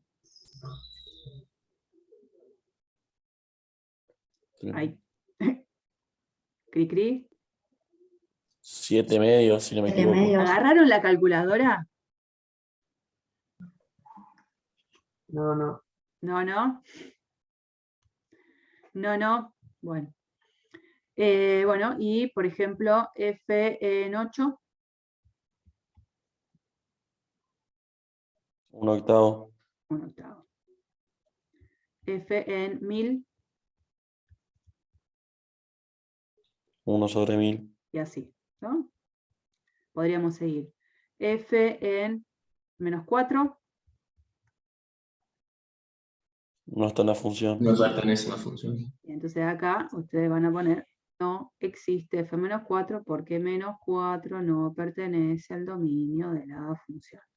Bueno, eso es. Cuando la función está definida de a tramos y me piden calcular la función en algunos numeritos en particular, tengo que primero identificar en qué parte del dominio está. A veces me hacen cada cosa, me ponen 3 imágenes distintas porque la evalúan en cada parte, en cualquiera. Por favor, no lo hagan ustedes. Bueno, tengo la gráfica. Genial. ¿Cuál es el conjunto imagen?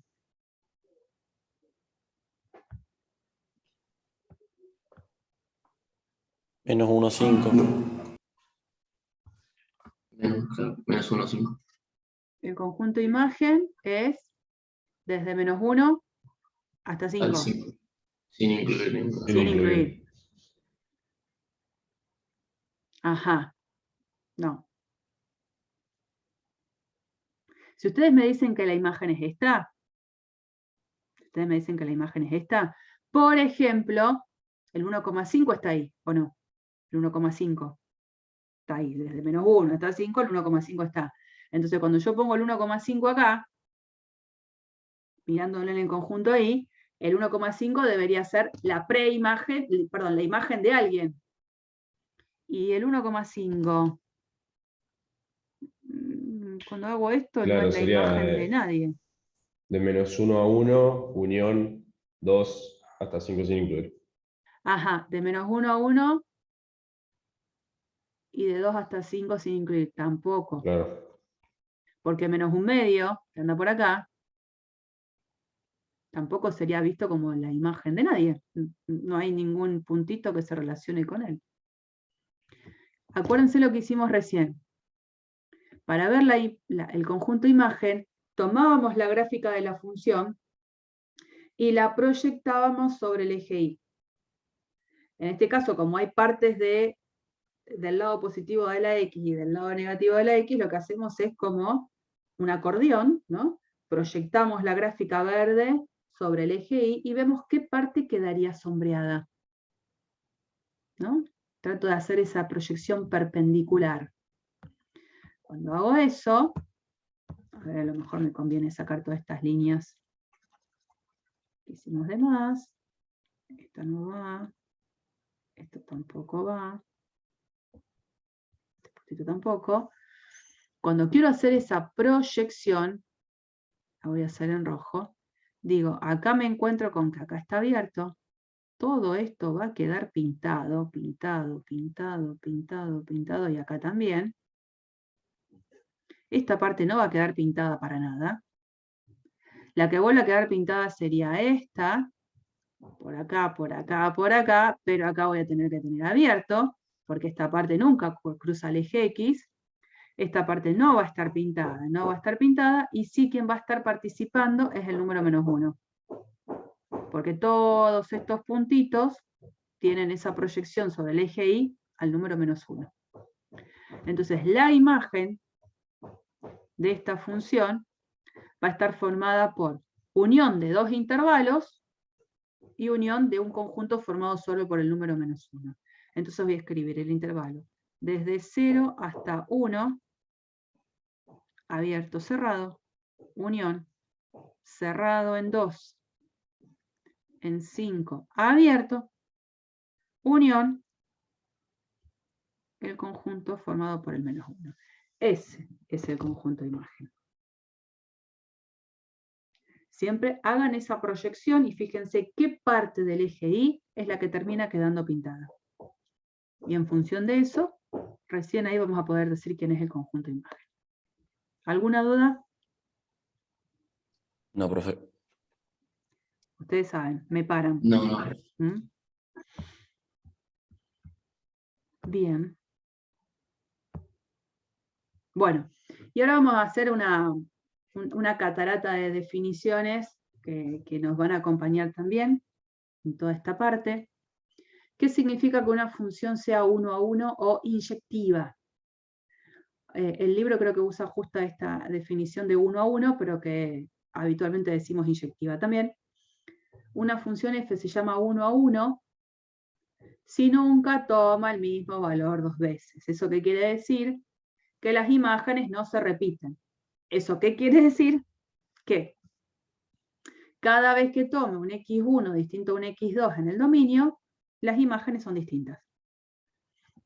Para todo par de elementos distintos, las imágenes también son distintas. Profe, o sea, una función par no sería nunca inyectiva. Nunca. También que todavía no vimos qué es par, que es lo que viene ahora, pero sí, no, nunca. Entonces, bueno. ¿Puedo volver a repetir eso de función inyectiva? Una función es inyectiva, sí. Para todo par de elementos distintos, las imágenes de cada uno de ellos también son distintas.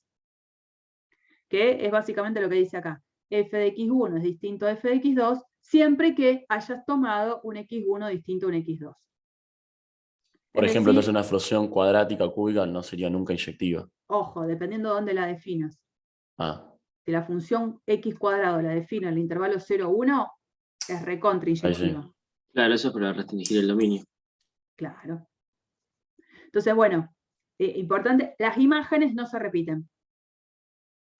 Un elemento no puede ser la imagen simultáneamente de más de uno. ¿No? Las imágenes no se repiten. Entonces, por ejemplo, aparecen estas cuestiones así clásicas que dice, considerando los dominios naturales de las siguientes funciones, lo que uno puede hacer es asegurar que la función x cuadrado no es inyectiva y que la función 2x menos 3 es inyectiva. Bueno, y eso hay que hacerlo bien. Y para hacerlo bien lo vamos a hacer juntos.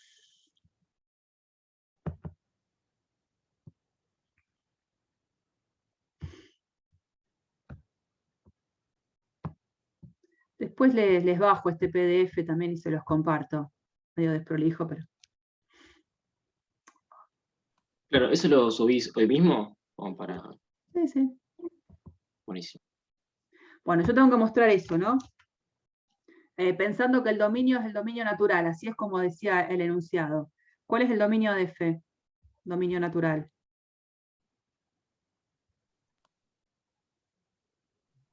Reales. Bien, no hay ningún real para el cual acá tenga algún problema. El dominio es todos los reales.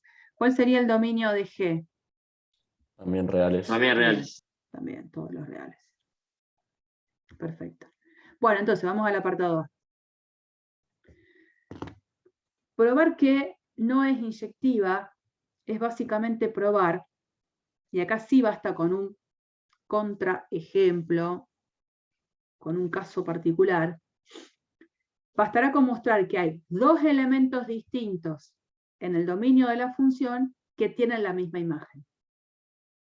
Muchas veces dicen, la función x cuadrado no es inyectiva porque hay dos elementos distintos que tienen la misma imagen. Y se quedan con esa frase en la que es lo mismo que no me digan nada.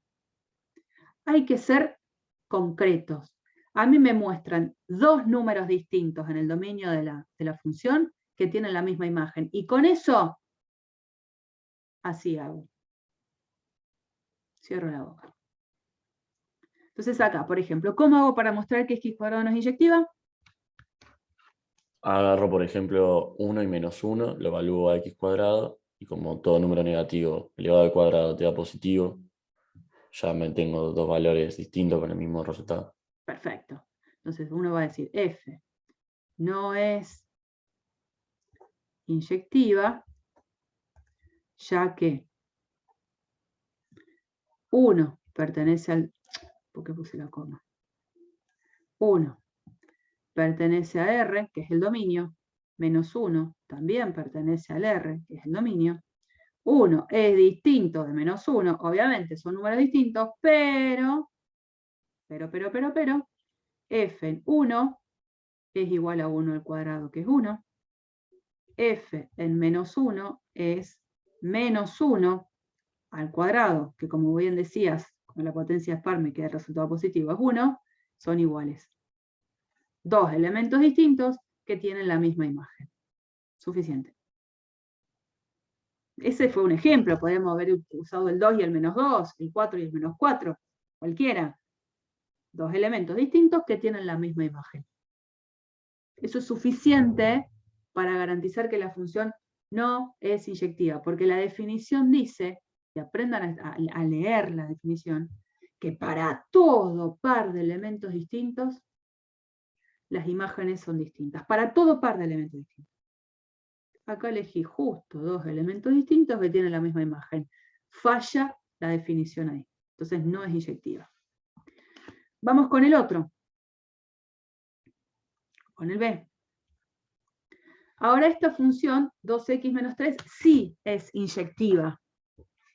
Entonces cuando digo que tengo que mostrar que es inyectiva, un ejemplito simple no me basta. Porque tengo que probar lo que la definición dice. Que cada vez que tome dos elementos distintos, las imágenes tienen que ser distintas. Entonces ahí me pongo más seria. ¿Qué hago? Sean x1 y x2, pertenecientes al dominio de la función, que en este caso es R, tal que x1 es distinto a x2.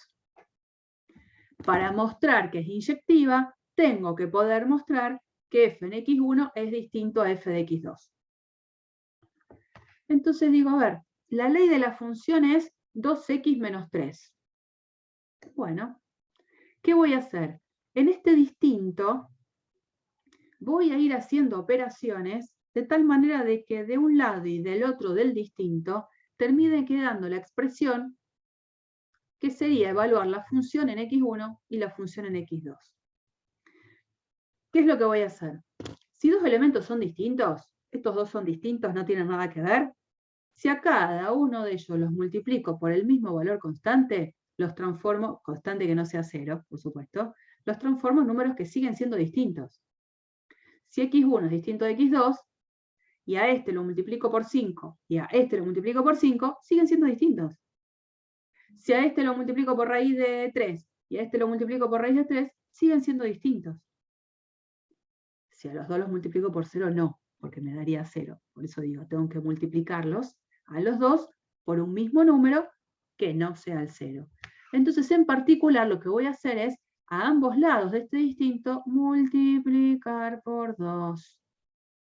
Entonces, 2 por x1, cuando lo comparo con 2 por x2, también van a ser distintos. Si ya venían x1 y x2 siendo distintos. Entonces estos dos van a ser distintos. Y si esos dos números que son distintos, a cada uno de ellos le resto 3, que sería en la recta real correrlos del lugar, también van a ser distintos. Entonces acá digo, 2x1 menos 3, comparado con 2x2 menos 3, también van a ser distintos. A estos dos le resté 3. Entonces cuando veo eso, digo, del lado de la izquierda, 2x1 menos 3, lo que me quedó es, se llamaba G. G en x1. Que es distinto a, y cuando me fijo lo que me quedó en la derecha, 2x sub 2 menos 3, es haber evaluado la G en x sub 2. Entonces digo, partí de tener dos elementos en el dominio distintos y estoy concluyendo que las imágenes son distintas. Que eso quiere decir que G es inyectiva. Y se termina la demostración. ¿No? Ahí nos pusimos más serios. Eso es lo que quiero que se entienda.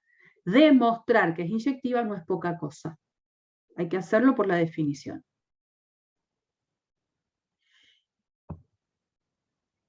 Ahí están entonces los por qué.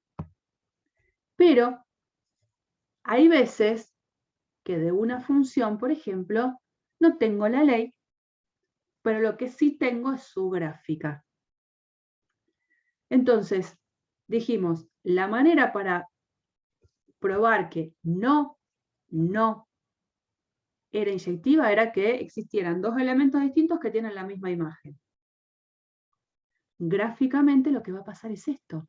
Hay dos elementos distintos, x1 y x2, que al momento de calcularle la imagen es la misma. Es decir, que van a ser puntos en la gráfica que tienen una segunda coordenada igual. Esta es el punto de coordenadas x1, f en x1. Este puntito es el punto de coordenadas x2, f de x2.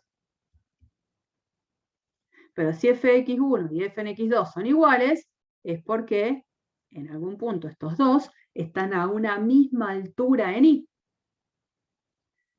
Gráficamente, para probar que una función no es inyectiva, no es 1 a 1, es identificar que puedo encontrar una recta horizontal que corta la gráfica más de una vez. Entonces, por eso aparece así como estaba la prueba de la recta vertical para identificar cuándo el gráfico de una curva era la gráfica de una función, aparece ahora lo que se llama la prueba de la recta horizontal, que me ayuda con la gráfica de una función a identificar cuándo es o cuándo no es inyectiva. ¿Qué dice la regla entonces? Una función es 1 a 1, es decir, una función es inyectiva, si y solo si no existe una recta horizontal que interseque a la gráfica más de una vez. No existe una recta horizontal que corta la gráfica de la función más de una vez. Entonces, por ejemplo, a ver, me voy a estos tres que están acá. Estos tres dibujos así, ¿pueden ser vistos como gráfica de una función inyectiva? No. Y la verdad es que ninguno. Acá mismo, por ejemplo, la recta horizontal que justo coincide con el eje X, a la gráfica de la función la corta 3 veces. Acá también, el eje X también, en 2 veces. Y acá, qué sé yo, puedo hacer esta recta horizontal y corta a la gráfica de la función 2 veces. Ninguna de ellas sería inyectiva, ninguna. Esta es así porque cada vez que hago una recta horizontal, no voy a encontrar nunca una que corte más de una vez. Esta. Esa no. No, ya encontré esta, por ejemplo, que ya cortaba 2 veces. Esta. Tampoco.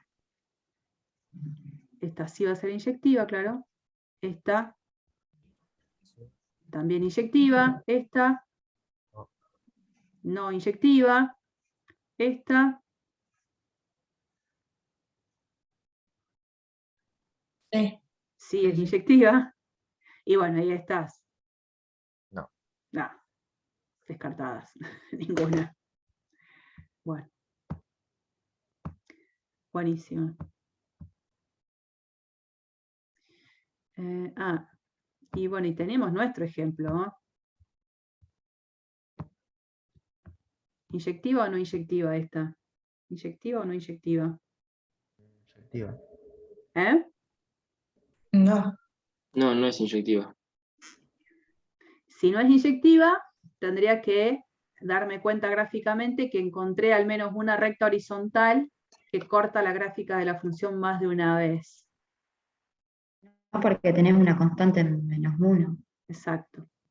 Entonces, en ese caso, la recta horizontal exactamente y igual a -1 sería esta que está acá.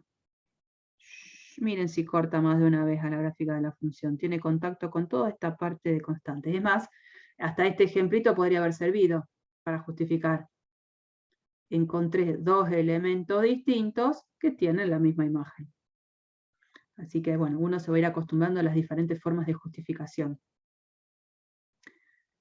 Acá. Definición de función creciente y de función decreciente. F es una función creciente en un cierto intervalo i si f en x1 es más chiquito a f en x2 cada vez que tome un x1 menor que un x2. Entonces, si este es más chiquito que este, las imágenes comparten el mismo tipo de desigualdad. Decreciente cumple en algún punto lo contrario. Acá fíjense, f de x1 es más grande a f de x2 siempre que x1 sea menor a x2. Cuando estudien bien. Acá, la función en el par, acá si x1 es menor a x2, la función en x1 y la función en x2 cumplen el mismo tipo de desigualdad. Para decreciente, cuando x1 es más chiquito que x2, fíjense que escribí lo mismo que antes, ahora esto cambió el rol. El sentido de la desigualdad cambió, ¿no? Estos se mantienen igual, estos cambiaron el sentido. Entonces una función creciente, acá la dibujamos, una función decreciente. En este dibujo, que no tiene asociado una ley concreta, uno se puede dar cuenta que desde A hasta B, cada vez que tomo un valor x1, que es más chiquito, un valor x2, al momento de comparar las imágenes justamente cumplen el mismo tipo de desigualdad. F en x1 es más chiquito que f de x2. Entonces, en todo el intervalo que va desde A hasta B, la función crece. Desde B hasta C, la función empieza como a decrecer, y desde C hasta D, acá la función vuelve a crecer. Vamos a identificar muchas veces en los ejercicios con la gráfica a dónde crece, a dónde decrece. En nuestro ejemplo que teníamos, por ejemplo acá, en el intervalo donde es constante y ahí no hay crecimiento o decrecimiento, es constante, no es ninguna de las otras dos cosas. Acá la función, en esta parte, puedo decir que crece, decrece.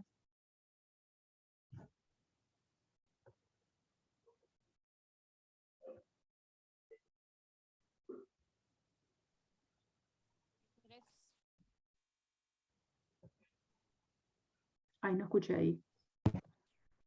De 0 a 1 crece y de 1 a más infinito decrece. Bueno, y ojo cuando lo decís así, porque uno no, como que no percata bien qué querés decir. En este intervalo, cerrado en 0 y abierto en 1, crece. Y en este cerrado en 1 hasta infinito decrece. Hay que decirlo así bien concreto. Bien. Y para finalizar, vamos a ver el repaso de los conceptos que alguien ya lo había traído a la clase, el concepto de par y de impar. Una función es par si f en menos x es igual a f de x para todo x en el dominio. Esa función es par si cada vez que evalúo la función en un número y en su opuesto, las imágenes son iguales. Mientras que una función es impar si justamente lo que pasa es que cada vez que evalúo una función en un número y en su opuestos, los numeritos de imágenes son a la vez opuestos, ¿no? Eso es. F menos x es el opuesto de f de x. Dependiendo en qué tipo de función esté, hay unas observaciones que son importantes destacar. Ya sea una función par o impar, para poder hablar de función par o impar, lo que seguro va a tener que pasar es que yo tengo que poder evaluar la función en un número y en su opuesto, sí o sí. O sea, el dominio, lo primero que tiene que ser es simétrico. Si hay un número en el dominio, también tiene que estar su opuesto. Eso es ser simétrico. Porque si a mí me hablan de una función definida sobre el intervalo 0, 1, esa función nunca va a ser candidata a ser ni par ni impar, porque el dominio no es simétrico. Está todo el intervalo 0, 1 y los opuestos no está ninguno. Características de las gráficas. Siempre que tengo una función par, como en este caso, la gráfica es simétrica respecto al eje Y. La gráfica es simétrica respecto al eje Y. Cada vez que evalúo la función en un número y en su opuesto, las imágenes son iguales. Entonces la gráfica justamente tiene esa característica. Mientras que la gráfica de una función impar es simétrica pero respecto al origen de coordenadas. Porque si está el par x, f de x, el par que también tiene que estar es el menos x menos f de x, el simétrico respecto al origen. Ojo con esto, también insisto, en la teoría, que muchas veces pido la definición de función par e impar, y esta parte de las observaciones no la escriben de manera coherente, escriben cosas así raras, no sé si las estudian así medio al pasar, y se piden, y hay que escribirlas bien. Quien es simétrica respecto al eje Y, o quien es simétrica respecto al origen de coordenadas, es la gráfica. Muchas veces, no sé por qué, omiten escribir la palabra gráfica y es la que tiene que estar. Y esta última, que es con esta con la que vamos a terminar, es una característica que tiene una función impar. Si una función es impar y el 0 está en el dominio de la función, sí o sí la función en 0 tiene que ser 0. Y eso lo vamos a demostrar que no está ahí. Es no sé, 2 o 3 renglones, pero súper rapidísimos.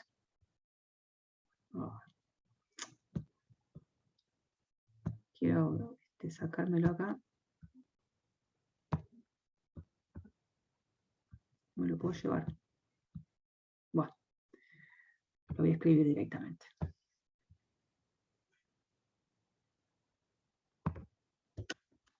Está grabando hace mucho eso de ser. Si f es impar y el 0 pertenece al dominio de la función, entonces f en 0 es igual a 0. La demostración de eso es muy simple. Esto que yo tengo acá, esto para mí es un dato, o ¿cómo se llama también esta parte? ¿Dato o qué? Hipótesis. Eso. Hipótesis. ¿Y esto qué es lo que yo quiero demostrar? ¿Cómo se llama? Tesis. Tesis, exacto. Buenísimo. Entonces, las hipótesis que tengo son datos certeros de los cuales yo puedo partir. Entonces, como yo sé que f es impar, eso lo sé porque es una de las hipótesis, f de menos x coincide con menos f de x para todo x perteneciente al dominio de la función. La verdad es que no sé quién es el dominio. Sé que tiene que ser simétrico, si no esto no tiene sentido. Pero lo que sí sé del dominio es que el 0 está. Y esa va a ser la otra de las hipótesis que voy a tomar a continuación. Como f es impar, sé esto. Por otro lado,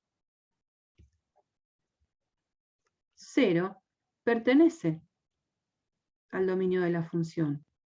Por lo tanto, esto que dije acá, que dije que era válido para todo x perteneciente al dominio, en particular vale para este numerito que sé que está en el dominio.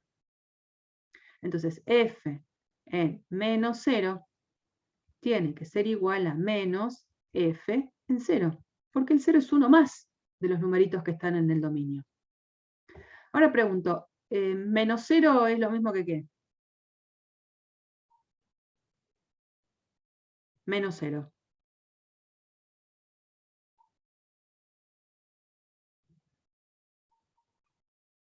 ¿Hace falta poner menos 0? ¿Qué puedo poner? 0. 0. igual a menos f en 0. Como quiero probar que f en 0 es 0, porque esa es la tesis, digamos, el camino de llegada, quiero despejar f en 0. Entonces, este que está acá, lo paso del lado de la izquierda. F en 0 más f en 0 es igual a ¿qué? Si este lo dejo del lado de la izquierda, igual a ¿qué me va a quedar acá? 0. 0. F en 0 más f en 0, ¿eso cómo lo junto?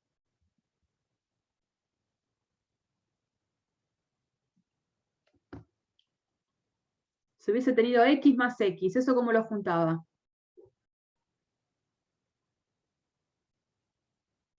Dos F en 0.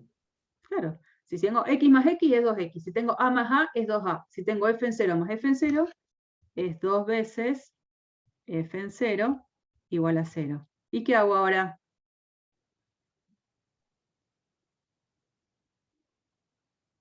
¿A dónde tengo que llegar? Es a esto. Voy por ese camino. ¿Qué hago ahora? F en 0 igual a 0 sobre 2. Bien. F en 0 es igual a 0 sobre 2. ¿Y 0 sobre 2 es? 0. Se terminó. Se terminó la demostración. Llegué a que f en 0 es igual a 0.